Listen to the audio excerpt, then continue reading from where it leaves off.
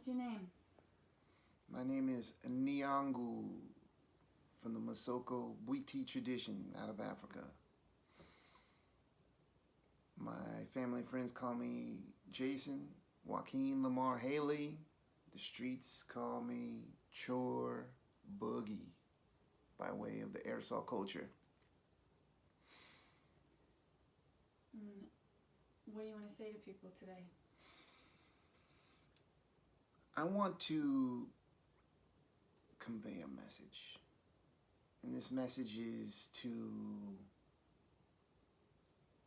hopefully it inspires, or I trust it will inspire people to share their experiences when it comes to police brutality and racism, man, woman. Don't really care what color you are if you had experiences when it comes to police, but you know, when it comes to racism, you know who I'm talking to. So I feel that we as a people need to express this, since we have these platforms that can help us express this to the world. Let the world speak for itself. We need change, because we do need it. You know, when it comes to systemic racism, you know, this has been going on forever. If there's anybody to blame, it's the system itself. So the system needs to correct this. So maybe if they see all these testimonials that we put out there, the streets are talking. Let's talk. So this is an answer to people who say that systemic racism isn't real or isn't a problem. This is to let people know that this is real life, even though that they do know it. They've seen it firsthand. Not just with George Floyd, but that's the straw that broke the camel's back. But the many other straws before that. Seen it. They know it. Some people don't care. Some people think that's life. Well, the people that it happens to don't think so. What was your first memory of police? My first memory of police has to go back to something that happened to my father. Even though it happened to him, you know, it happened to me because I was there. What happens to my family happens to me. Just to set the record straight, I am biracial. My dad is black, my mother's white, African, Italian, and I'm a African. And I love every drop of blood of it. That being said, you know, I was born with blonde hair. Long, beautiful blonde hair. My dad decided to take me for a walk on our block in our neighborhood. We get stopped by two cops. Coming up to my dad, looking at my dad like, and looking at me, looking at my dad like, is that your kid? Whose kid is that? And I was like, a little kid, I don't know what's going on. I don't know, what is this? I don't know what racism is and none of that stuff. I'm like 4 years old. But I felt the threat. I felt the threat, and that threat from the police, their energy was just, whew. So I grabbed my dad's leg, squeezed it hard, and my dad's just like laughing.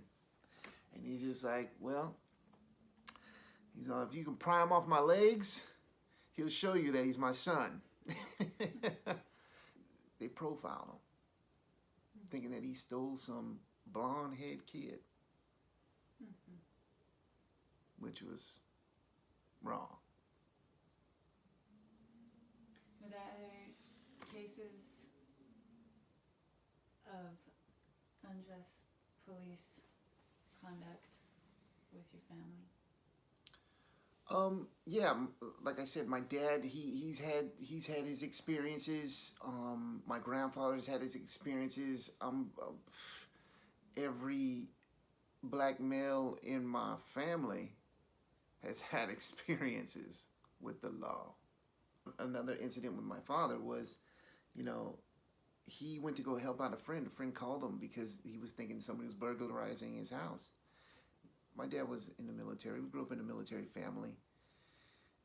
And, you know, he put on his flak jacket, he grabbed his nunchucks, headed over. They checked the house, nobody's there. And then all of a sudden, my dad walks out the door with the spotlight right on him and guns drawn. Freeze. Get on the ground. And my dad's like, yo, we called you. Get on your hands and knees. He said, I'm walking out the front door. Like, you know, why would a burglar walk out the front door? And they said, statistically, burglars normally walk out the front door. And he was just saying some bullshit, you know. And he had his nunchucks on him. He slides them off into the bush. Our neighbor he was Caucasian, and he was ranting and raving, jumping up and down, talking about, I called you, I'm not getting on my knees, none of that stuff. So my dad pulls him down, get down before they shoot me. So he's down there, and they find the nunchucks, confiscate them, and my dad didn't have his ID on him. So we lived across the street, and my dad was like, hey, we can go have my wife bring us my ID and everything and all that stuff. And the cop was like, I don't feel like it. You're going to jail. So they arrest my dad, take him to jail, start booking him, fingerprints.